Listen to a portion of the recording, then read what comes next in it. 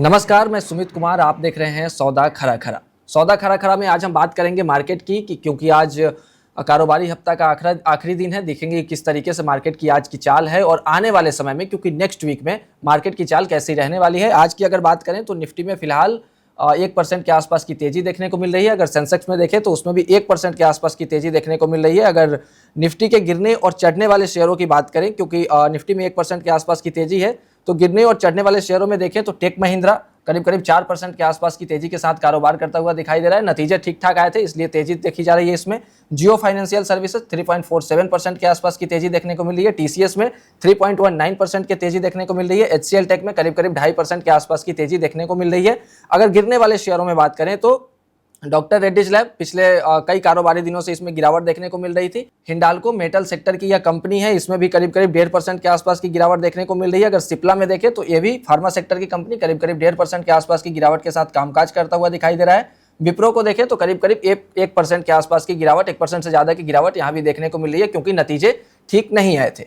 इसी मुद्दे पर बात करने के लिए हमारे साथ दो धुरंधर मौजूद हैं। पहले पीएचडी कैपिटल से प्रीतम सरदार सर, दूसरे वत्सल खेमका सर मौजूद हैं। दोनों से हम बातचीत करेंगे और समझेंगे कि मार्केट की आगे की चाल किस तरीके से रहने वाली है और अभी फिलहाल मार्केट में कहां कमाई का मौका बन रहा है।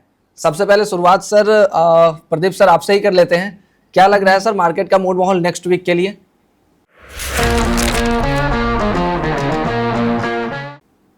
जी सुमित जी, आप गुड आफ्टरनून आपको, सारे दर्शकों को, सारे पैनलिस्ट को भी गुड आफ्टरनून। एंड जी देखिए, एक छोटा सा डिस्क्लेमर से शुरू करूंगा कि investment in securities market are subject to market risk, read all the related documents carefully before investing, and registration granted by SEBI, membership of BSE and certification of NISM in no way guarantee any performance और provide any assurance of return to the investors. और जो भी counter stocks लेके आज मैं discuss करने वाला, हो सकता है कि क्लाइंटों के पास हो, किसी दूसरे न्यूज चैनल्स पे भी मेरा रिकमेंडेशन हो सकता है, लेकिन हमारे पर्सनल पोर्टफोलियो में नहीं है। No conflict of interest. जी देखिए, अगर आज देखेंगे, इस हफ्ते का लास्ट कारोबारी दिन है और ऊपर से आप देखेंगे कि वीकेंड में निफ्टी का टोटल में आप देखेंगे तो 35% वेटेज रखने वाला जो स्टॉक्स है, आप HDFC कह लीजिए, रिलायंस कह लीजिए, ये बहुत सारा काउंटर से जिनका रिजल्ट आने वाला है।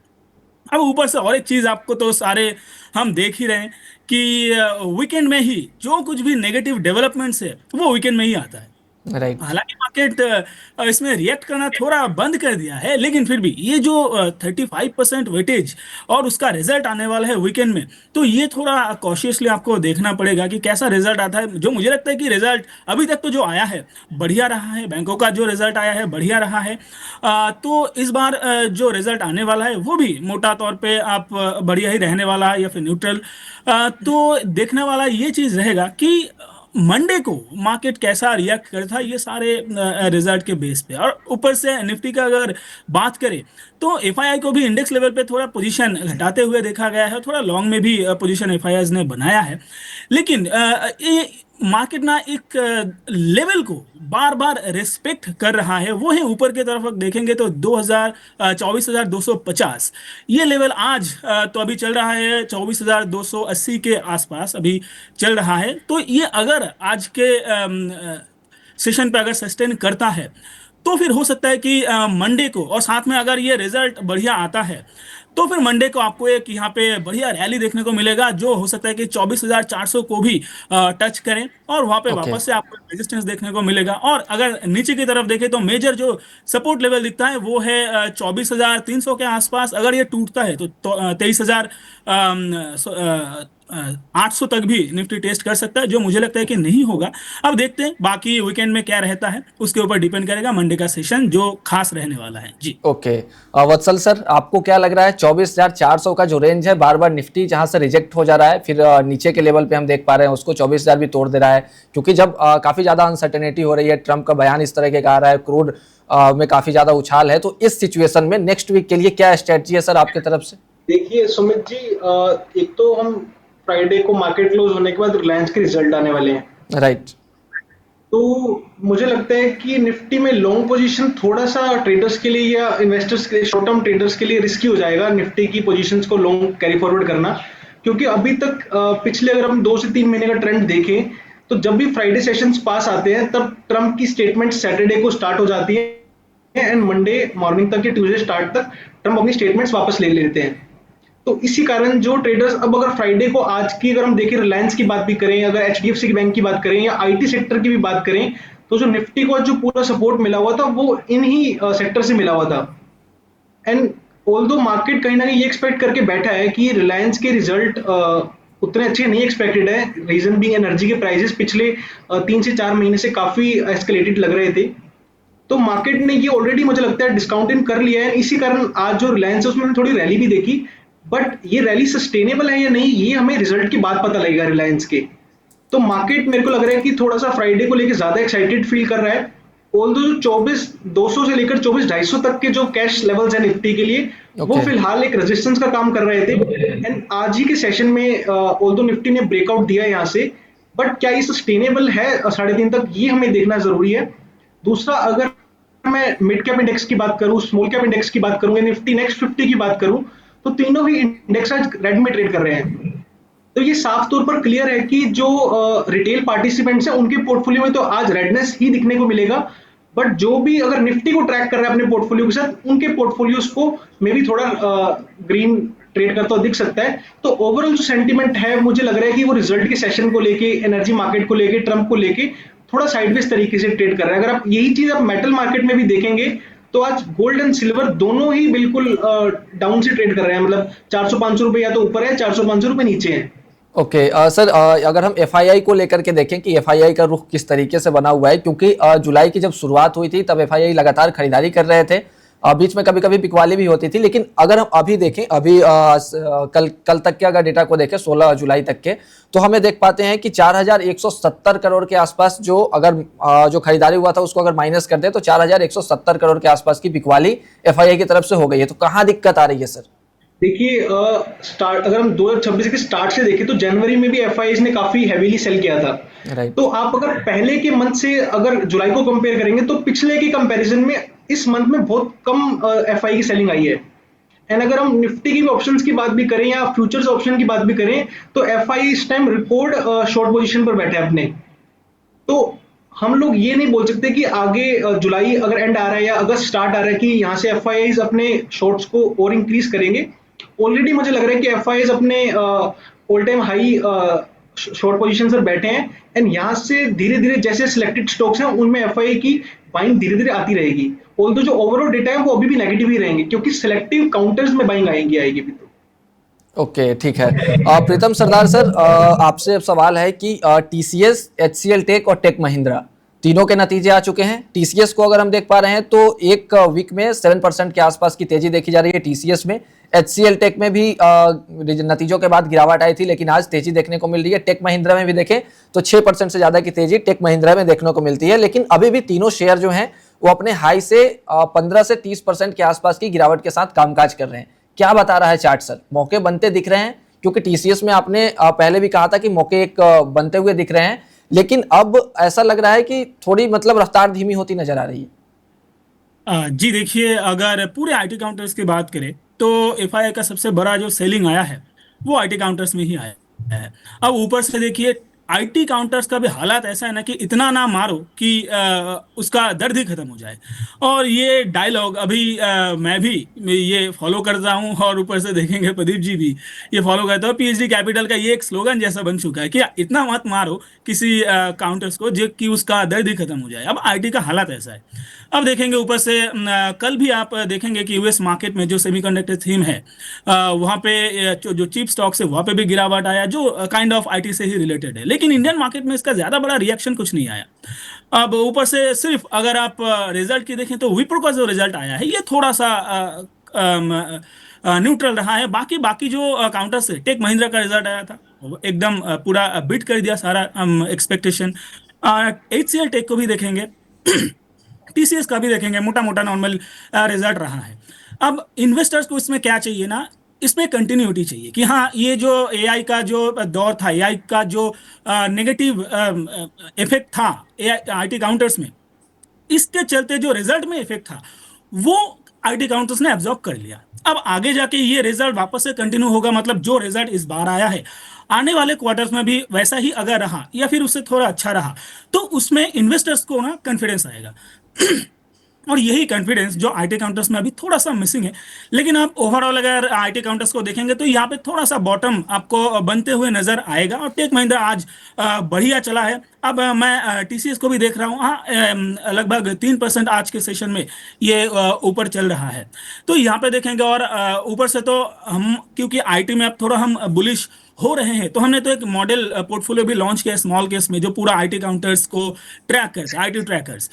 तो ये सारा देख के अभी तो पीएचडी कैपिटल के तरफ से हम आईटी में धीरे धीरे बुलिश होने लगे हैं। अब कोई भी अगर यहाँ पे पोजीशन बनाना चाहता है तो यही मौका है जहाँ पे आप धीरे धीरे धीरे आपका अपना पोजीशन बना सकते हो, क्योंकि आने वाले जो क्वार्टर है उसमें भी आपको थोड़ा नजर रखना होगा कि रिजल्ट कैसा आ रहा है। तो इसलिए धीरे धीरे पोजीशन बनाइए। एक दो क्वार्टर यहाँ पे ऐसे ही चलेगा आईटी काउंटर्स पे, फिर आपको ये आईटी काउंटर्स यहाँ पे नहीं आपको मिलेगा, वो धीरे धीरे ऊपर चले जाएंगे। और क्योंकि आईटी काउंटर्स ज्यादातर ये बहुत हेवी कैश में बैठे हुए हैं, तो इतने जल्दी तो ये खत्म नहीं होने वाले हैं। अब आगे जाके इनमें भी आपको एक पॉजिटिव मोमेंटम देखने को मिलेगा। अभी यहाँ पे थोड़ा कंसोलिडेशन रहेगा, तो धीरे धीरे पोजीशन। ओके, विप्रो में क्या करें सर? विप्रो 35% करेक्ट हो चुका है अपने ऊपरी स्तर से, 35% के आसपास की गिरावट देखने को मिल रही है। रिजल्ट भी अच्छे नहीं है, चलने लायक मुझे तो नहीं लग रहा। खैर, आपका भी वो जानना चाहेंगे कि आपको क्या लग रहा है, और अगर जो नए निवेशक हैं उनको कौन से लेवल, किस लेवल को ध्यान में रख के निवेश करना चाहिए, और जो पुराने निवेशक हैं जो अभी तक इसमें बने हुए हैं उनको किस लेवल, नीचे के स्तर पे कौन से लेवल को ब्रेक करने पे उनको निकल जाना चाहिए? जी देखिए, क्योंकि रिजल्ट खराब आया तो यहाँ पे थोड़ा सा नेगेटिव मोमेंटम आपको ऑलरेडी देखने को मिलेगा। लेकिन आज के सेशन में भी देखें, ज़्यादा नेगेटिव यहाँ पे नहीं आया, जस्ट गैप डाउन ओपन हुआ था, और अभी धीरे धीरे डे हाई के आसपास ही चल रहा है। तो यहाँ पे आपको लगभग 1.5% के आसपास आपको यहाँ पे नेगेटिव अभी चलता हुआ दिखेगा। बाकी आप देखिए, स्टॉप लॉस की बात करें तो जो प्रीवियस लो था 168 के आसपास, इस लो पे आप क्योंकि देखिए इसके नीचे और कोई मुझे लेवल इमीडिएटली तो नहीं दिखाई दे रहा है। तो शॉर्ट टर्म का जिनका व्यू है वो बिल्कुल 168 165 के आसपास एक स्टॉप लॉस लगा के इसको होल्ड कर सकते हो। अब बाकी जब आईटी काउंटर्स चलने लगेगा तब धीरे धीरे, क्योंकि देखिए एक बास्केट में जब बाकी सारे चलने लगेंगे तो उस फोमो में हो सकता है कि विप्रो भी चल जाए। लेकिन अगर आप आईटी में रहना ही चाहते हो तो विप्रो से भी ज्यादा अच्छा काउंटर्स और भी है, जैसे कि टेक महिंद्रा का रिजल्ट इस बार बहुत बढ़िया आया है। और मिड कैप में अगर आप देखेंगे तो कोफोज एक ऐसा काउंटर है जहां पे मुझे लगता है कि अगर पूरे आईटी काउंटर्स को आप जज करें तो रिलेटिव स्ट्रेंथ आपको कोफोज में सबसे ज्यादा नजर आएगा। तो ये काउंटर में आप एक पोजीशन धीरे धीरे बना सकते हैं, ये ज्यादा अच्छा रहेगा। मतलब अभी विप्रो से थोड़ा दूरी बना के रह सकते हैं, बाकी जो आईटी सेक्टर के स्टॉक्स हैं उनमें निवेश कर सकते हैं। ठीक है, आईटी सेक्टर की बात हो रही है तो थोड़ा कोस्पी इंडेक्स की बात कर लेते हैं। आज भी करीब करीब 6% के आसपास की गिरावट देखने को मिली कोस्पी में। अगर हाई से देखें तो 30% के आसपास करेक्ट हो चुका है। तो वत्सल सर, आपसे यह सवाल है, क्योंकि आप इंटरनेशनल मार्केट पे भी पकड़ रखते हैं, तो क्या लग रहा है सर, कोस्पी में गिरावट का फायदा हमारे आईटी सेक्टर को मिलेगा? ये कोस्पी प्योरली अगर मैं कहूँ कि दो स्टॉक से ड्रिवन है, जो कि प्रॉपरली चिप मैन्युफैक्चरिंग या एआई पे फोकस्ड है काफी। एंड अगर इंडियन आईटी की बात करूं तो इंडियन आईटी ट्रांजिशन कर रहा है एआई के अंदर। तो ये एक व्यू पॉइंट लेके चल सकते हैं कि अगर कहीं ना कहीं कॉस्पी में जो डाउन ट्रेंड है वो अगर कंटिन्यू रहता है, ऑल्दो कॉस्पी काफी ऑल टाइम हाई से नीचे आ चुका है, तो इन्वेस्टर्स ने यहाँ पर नीचे के लेवल्स पे बाइंग कर रखी थी ऑलरेडी इस इंडेक्स के अंदर या इन स्टॉक्स के अंदर, वो कहीं ना कहीं यहाँ से एग्जिट डे की पोजीशंस कहीं ना कहीं बुक करने का ट्राई करेंगे। एंड उसी का इम्पैक्ट मुझे लग रहा है कि आपने देखा होगा कि जब से कोस्पी का टॉप बना है तब से ही हमारा जो इंडियन आईटी है, या जो अगर मैं कहूँ यूएस आईटी की बात भी करूं, अगर मैं एडोब की बात करूं या मेटा की बात करूं, तो उन्होंने वहां से बॉटम्स बनाने स्टार्ट किए हैं। तो काइंड ऑफ ये एक सिग्नल ले सकते हैं, बट जब तक हमारे इंडियन आईटीज एक अग्रेशन शो नहीं करेंगे एआई की तरफ, जैसे कि हालांकि अगर मैं टीसीएस की बात करूं, एचसीएल टेक की बात करूं, तो दोनों ही अगर मैं मैनेजमेंट की कमेंट्रीज को रीड करूं तो दोनों ही स्टॉक्स काफी अग्रेसिवली अपने एआई पोर्टफोलियो को बिल्ड करने में लगे हुए हैं। तो हाँ, अगर हम आज से 6 महीने का अगर 2 साल का व्यू लेकर चलें तो रिजल्ट्स में इंप्रूवमेंट आएगा, जो बिजनेस जनरेट करने का तरीका है उसमें भी इंप्रूवमेंट आएगा। तो ओवरऑल कहीं ना कहीं हम बोल सकते हैं कि इमीडिएटली हमें कोस्पी का बेनिफिट नहीं मिलेगा, बट ओवर द टाइम जरूर मिलेगा। ओके, मतलब लॉन्ग टर्म में मिल सकता है हमें कोस्पी का बेनिफिट, क्योंकि जब कोस्पी चल रहा था तो हमारा आईटी स्टॉक डाउन था और यहाँ से पैसा निकल करके ऐसा लग रहा था कि कोस्पी और यूएस मार्केट में जो एआई वाले स्टॉक हैं, सेमीकंडक्टर वाले, उनमें जा रहा है। Right sir? बिल्कुल, जब भी कोई एसेट क्लास या कोई भी इक्विटी सेक्टर अगर 100% से ज़्यादा रिटर्न दे देता है, अगर मैं मेटल स्पेस की भी बात करूँ या रियल एस्टेट की भी बात करूँ, तो जब भी कोई asset class within 1 to 2 years more than 100% return दे देता है, तो इन्वेस्टर्स एक कॉमन एक्ट है कि इन्वेस्टर्स वहाँ से अपना प्रॉफिट बुक करेंगे एंड ऐसे एसेट क्लास की तरफ मूव करेंगे, जो या तो फेयर वैल्यू के पास ट्रेड कर रहा हो या फिर उसपे कुछ वैल्यूएशन निकल कर आ सके फ्यूचर में। ओके, साइकोलॉजिकल भी हो सकता है। ठीक है सर, एक और सवाल है सर इसी को लेकर के, सेमीकंडक्टर की बात हो रही है, आईटी की बात हो रही है, तो सर सेमीकंडक्टर 2.0 मिशन लॉन्च हो चुका है, इसका कितना फायदा मिलता दिखाई दे रहा है सर आईटी सेक्टर को? क्योंकि बहुत सारे आईटी स्टॉक्स है, बहुत सारे आईटी कंपनियां हैं जो एआई सेक्टर में भी कामकाज करती है। हमने टीसीएस को भी देखा, टाटा एलेक्सी को भी देखा, एचसीएल टेक को भी देखा। ये सारे ऐसे स्टॉक हैं जो सेमीकंडक्टर के मिशन में कामकाज करते हुए दिखाई दे रहे हैं, तो इनको कितना फायदा मिलता दिखाई दे रहा है? देखिए, मैं अगर सेमीकंडक्टर स्पेस की बात करूं तो मैं डिक्सन को पहला प्रेफरेंस दूंगा in comparison to other IT stocks, क्योंकि डिक्सन अग्रेसिवली स्पेस में आगे बढ़ रहा है। ऑल्दो जो टाटा ग्रुप है वो भी सेमीकंडक्टर स्पेस में ग्रोथ कर रहा है, बट डायरेक्टली बेनिफिट टीसीएस या विप्रो को नहीं मिलेगा उसका। एंड डिक्सन ने ऑलरेडी अपने 10,000 के लेवल से मूव शो कर दिया है, ऑलरेडी 40% अप है अपने रिसेंट लो से। ओके एंड ये जो मूवमेंट आया है, ये कहीं ना कहीं जो अभी आपने पीएलआई स्कीम बोला उसी के कारण मार्केट में हमें देखने को मिला डिक्सन के अंदर। ओके, और सर एचसीएल टेक को लेकर? अगर एचसीएल टेक की बात करें तो एचसीएल टेक एआई के अंदर अग्रेशन शो कर रहा है, डेटा सेंटर्स का भी प्लानिंग कर रहा है या फिर कंपनीज भी एक्विजिशन में कर रहा है वो, और इवन जो रिवेन्यू कॉन्ट्रैक्ट्स वो उठा रहा है एचसीएल टेक, वो भी अब एआई को लेकर काफी क्लाइंट्स भी उनके साथ इन्वॉल्व है, बट डायरेक्टली कोई भी बेनिफिट नहीं मिलेगा पीएलआई स्कीम का एचसीएल टेक को। ओके, कोई ऐसा पसंदीदा स्टॉक आपका जो डायरेक्टली या इनडायरेक्टली सेमीकंडक्टर सेक्टर में इस मिशन का फायदा उठा सकता है? क्योंकि आधिकारिक जानकारी तो अभी सामने नहीं आई है, लेकिन अनुमान के तहत। देखिए, डिक्सन इसका सबसे बड़ा बेनिफिशियरी रहने वाला है।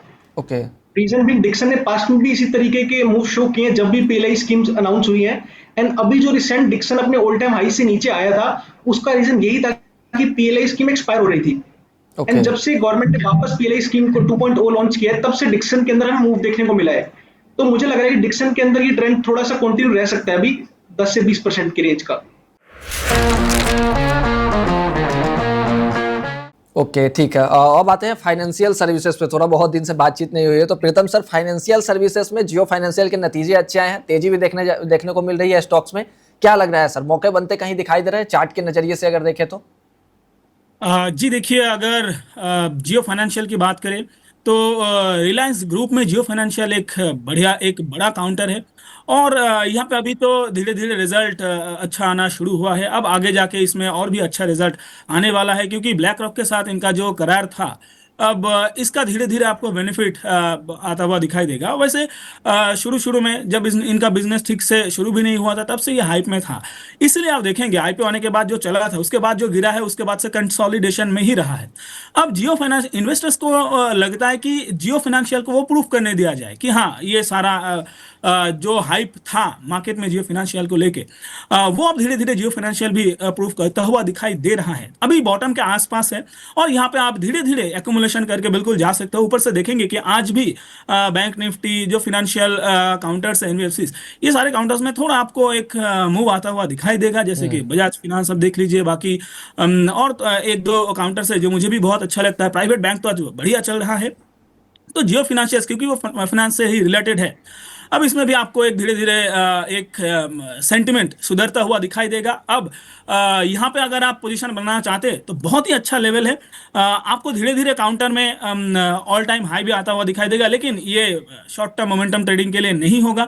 अगर आप ओके इन्वेस्टमेंट करना चाहते हो जियो फाइनेंशियल पे, तो आपको 2-3 साल का व्यू रख के फिर इन्वेस्ट करना पड़ेगा जी। ओके, 2-3 साल का व्यू रख के जियो फाइनेंशियल में इन्वेस्टमेंट करें। एक और काफ़ी खास स्टॉक है सर फाइनेंशियल सर्विसेज से, श्रीराम फाइनेंस। हमने देखा कि जब निफ्टी में गिरावट आ रही थी उस समय भी ये स्टॉक चला था, करीब करीब 2025 में देखें तो 65% के आसपास इस स्टॉक में तेजी देखने को मिली थी। अब क्या लग रहा है सर यहाँ से, क्योंकि 6 महीने में कोई रिटर्न नहीं आया है, 1% के आसपास है, मतलब फ्लैट ही समझे, तो आगे कैसा देखने को मिल रहा है माहौल? आगे बनेगा मौका कोई, या फिर वेट जी करना बिल्कुल। सही है? देखिए, श्रीराम फाइनेंस में देखिए एक न्यूज़ था, कुछ परसेंटेज स्टेक किसी विदेशी कंपनी खरीद रहे थे, तो इस तरह का कुछ एक न्यूज़ था। तो उसके चलते श्रीराम फिनांस में आप देखेंगे जब सारा कोई नहीं चल रहा था, श्रीराम फिनांस एनबीएफसी या फिर फिनांस काउंटर में बढ़िया चल रहा था। अब देखिए वो न्यूज़ अभी क्योंकि डाइजेस्ट हो चुका है, अब धीरे धीरे ये काउंटर देखेंगे कि इतना ऊपर आया है तो इनको रेस्ट भी लेना पड़ेगा। वैसे काउंटर खराब नहीं है, फंडामेंटली भी बहुत बढ़िया है काउंटर। अब ये रेस्ट ले रहा है और यहाँ पे कंसोलिडेशन रेंज में आपको फंसता हुआ दिखाई दे रहा है। तो काउंटर जब तक 1100 से ऊपर सस्टेन नहीं करता, तब तक यहाँ पे वीकली लेवल पे अगर सस्टेन नहीं करता, यहाँ पे आपको बड़ा मूव आता हुआ नहीं दिखाई देगा। लेकिन ये अभी जहाँ पे ये फंसा हुआ है, ये आपके लिए एक बाइंग जोन हो सकता है। ओके अब जब भी इस रेंज का जो बॉटम है लगभग आपको 900 के आसपास दिखाई देगा, जब भी आपको वहां पे मिले, अब धीरे धीरे आपको यहाँ पे एक पोजीशन आप धीरे धीरे बना सकते हैं। अब यहाँ पे क्योंकि देखिए सारा बैंकिंग काउंटर्स देखे, एनबीएफसी काउंटर्स देखे, इनमें थोड़ा प्रॉफिट बुकिंग आया है, थोड़ा कंसोलिडेशन भी आपको होता हुआ दिखाई दिया है। लेकिन श्रीराम फिनांस में आप देखेंगे कि ये उतना नीचे नहीं आया, बल्कि अपना जो रेंज है, बॉक्स रेंज जिसमें ट्रेड कर रहा है, वही पे फंसा रहा, नीचे नहीं आया। तो इसी से इस काउंटर का ना रिलेटिव स्ट्रेंथ के बारे में हमें पता चलता है।